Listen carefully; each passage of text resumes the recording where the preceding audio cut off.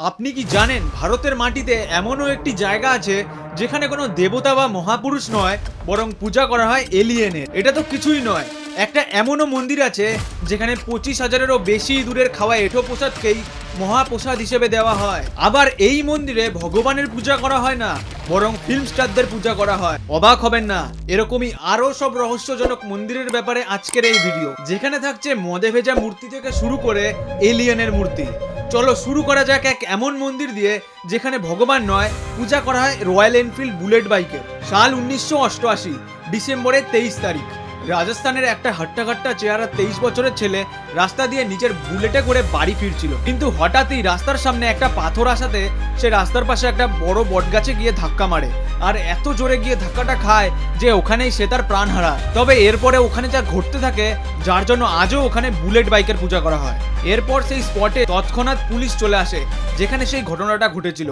তারপর এর investigation complete হলে সেই ছেলেটার বডি তার পরিবারের লোকেদের হাতে দিয়ে দেওয়া হয়, আর সেই 350 সিসির বুলেট বাইকটাকে পুলিশরা থানায় নিয়ে যায়। কিন্তু এর পরের দিনই সেই বুলেট বাইক থানা থেকে গায়েব হয়ে যায়। প্রথম দিন তো পুলিশরা এই বিষয়ে অত মাথা ঘামায় না, ভাবে যে কেউ হয়তো ইনভেস্টিগেশনের জন্য ওখানে নিয়ে গেছে। কিন্তু এরকমই সেম ঘটনা এর পরের দিনও হয়। এভাবেই প্রত্যেক দিন ঘটতে ঘটতে পুরো 1 মাস কেটে যায়। সেই বাইক কোনো অন্য জায়গায় যেত না, বরং সেখানেই যেত যেখানে সেই অ্যাক্সিডেন্টটা হয়েছিল। এই দেখে পুলিশরা শকড হয়ে যায় যে এরকমটা কি করে হতে পারে। তখন তারা বিরক্ত হয়ে সিদ্ধান্ত নেয় যে সেই বুলেটের সব পেট্রোল বের করে একটা মোটা শিকল দিয়ে বেঁধে রাখবে, যাতে কারোরই ক্ষমতা হবে না এটাকে নিয়ে যাওয়ার। কিন্তু এর পরের দিনও সেটাই ঘটে, যেটা আপনিও ভাবতে পারছেন না। রাতে সেই বুলেটটা কি করে বাইরে বেরিয়ে এলো একটা এত মোটা শিকল ভেঙে, এটা এখনো একটা বড় রহস্য হয়ে রয়েছে। তখন গ্রামবাসীরা মিলে সেই বটগাছটার পাশে একটা মন্দির বানিয়ে দেয়, যেখানে কোনো ভগবানের পূজা হয় না, বরং সেই বুলেটের পূজা হয় সেই 23 বছরের ছেলেটার, যার নাম ওম সিং রাথোর। শর্টে বলা হয় ওম বান্না টেম্পল।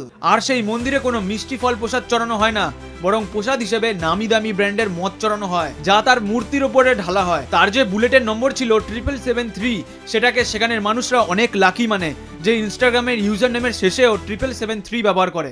এখন আপনাদের মন্দিরের প্রসাদ খেতেও ভয় লাগবে, কারণ যেই মন্দিরের ব্যাপারে এখন আমি বলবো সেই মন্দিরে ইঁদুরের এঁঠো প্রসাদকেই মহাপ্রসাদ মানা হয়। এই মন্দিরটাকে রাজস্থানের মানুষরা এতটাই পবিত্র মানে, যে কোনো ছুটির দিন হোক বা এমনি সাধারণ দিন, সব দিনই হাজারো ভক্তের সমাগম থাকে এই মন্দিরে ইঁদুরের এঁঠো প্রসাদ খাওয়ার জন্য। এখানে দরজাতেও ইঁদুরের ছোট ছোট স্কাল্পচার বানানো হয়েছে।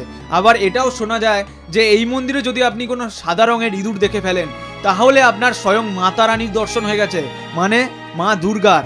আজ থেকে প্রায় 600 থেকে 650 বছর আগে মা দুর্গা এখানে মা কর্ণী রূপে বাস করতেন। একদিন তার ছেলে স্নানের জন্য কুয়োতে যায়, আর ভুলবশত সেখানে পিছলে গিয়ে কুয়োতে পড়ে যায়, আর তখনই সে তার প্রাণ হারায়। এরপর থেকে মাতা রানী এতটাই ভেঙে পড়ে যে সে যমরাজকে প্রার্থনা করে বলে যে আমার ছেলেকে ফিরিয়ে দাও, কিন্তু যমরাজ তার ছেলেকে ফেরায় না। তাই মাতা রানী নিজেই তার শক্তি দিয়ে তার ছেলেকে বাঁচিয়ে তোলে একটা ইঁদুর রূপে, আর যমরাজকে অভিশাপ দিয়ে বলে আজ থেকে তোমার কাছে আমার বংশের কেউ আসবে না। এরপর থেকে এটাই মানা হয় যে সেই বংশের কোনো ছেলের মৃত্যু হলে সে সেই মন্দিরে ইঁদুর হয়েই জন্ম নেয়।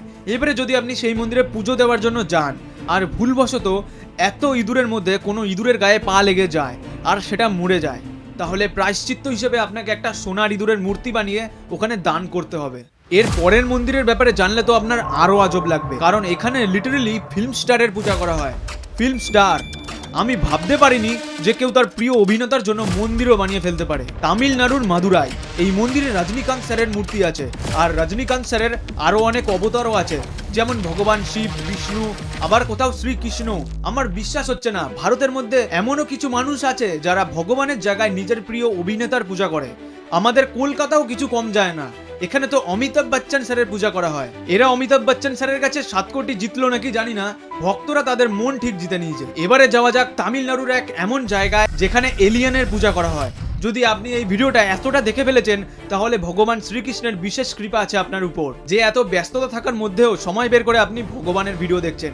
তাহলে এক্ষুনি ভিডিওটিকে লাইক করে কমেন্টে লিখুন জয় শ্রীকৃষ্ণ। যেই না আপনি তামিলনাড়ুর সিলাম জেলায় পৌঁছাবেন, তখনই আপনি পাবেন 11 ফুট গভীর একটা এমন গুহা যেখানে আছে এলিয়েন ভগবান। যেখানে যাওয়ার পর আপনি দর্শন পাবেন মহাদেবের শিবলিঙ্গ, বিষ্ণুর বরাহ অবতার আর এলিয়েন ভগবানের।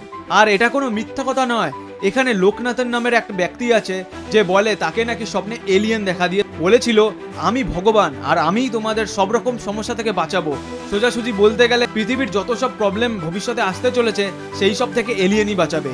এই কথাতে কতটা সত্যতা লুকিয়ে আছে তা আমি জানি না, কারণ আমি কারোর বিশ্বাস ও ভক্তির ওপরে প্রশ্ন তুলতে চাই না। এই মন্দির আমার একটু তো আজব লাগলো, বাকি আপনারা বলুন আপনাদের কেমন লাগলো। কিন্তু ভারতের মধ্যে এমনও আরেকটা মন্দির আছে যেটা বৈজ্ঞানিকদেরও মাথা ঘুরিয়ে দিয়েছে। মন্দিরের নাম হলো বৃহদেশ্বরা টেম্পল, আর এটা এতটা রহস্যময় যে কেউ এর রহস্যের সমাধানই করতে পারেনি আজ অব্দি। এই মন্দির 1000 বছরেরও পুরনো, তাও আবার কোনো পিলার ছাড়া তৈরি, আজও দাঁড়িয়ে আছে। মাটি খুঁড়ে একদম ডাইরেক্ট বানানো, পুরো মন্দিরটা গ্রানাইট পাথর দিয়ে তৈরি। কিন্তু আশ্চর্যের বিষয় হলো মন্দিরে 10 কিলোমিটারের রেডিয়াসে কোথাও গ্রানাইট পাথর পাওয়াই যায় না। তাহলে এই মন্দিরটা তৈরি হলো কিভাবে? পুরো মন্দিরের ওজন প্রায় 10,000 টন, 15 তলা সমান উঁচু। আর মন্দিরে না তো কোনো সিমেন্ট ব্যবহার হয়েছে না গ্লু, শুধু একটার উপর একটা পাথর রেখে বানানো হয়েছে। 2000-এর সুনামি কিংবা 6টা বড় ভূমিকম্প কোনোটাতেই 1 ইঞ্চিও নড়েনি এই মন্দির। সবচেয়ে অবাক করার বিষয় হলো মন্দিরের উপরে 800 কেজির পাথর রাখা আছে। বিনা কোনো ক্রেন ছাড়া এত বড় পাথর ওখানে রাখলোটাকে? কেউ আজ অব্দি এর রহস্যের কিনারা পায়নি। এর জন্যই আমার সনাতন ধর্মের উপরে এত গর্ববোধ হয়। তাই সবাই লিখুন কমেন্টে হর হর মহাদেব।